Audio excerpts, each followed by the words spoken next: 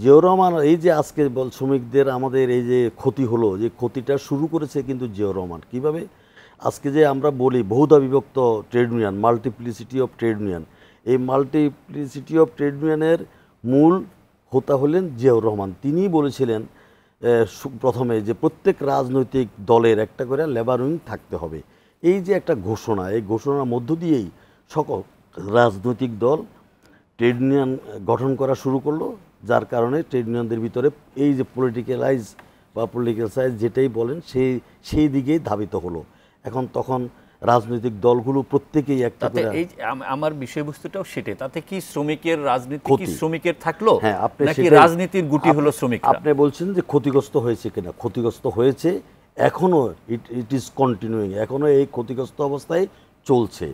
এবং এই চলার কারণে আমাদের যে অর্জন হওয়ার কথা ছিল সেই অর্জন এখন পর্যন্ত সেভাবে হয় নাই।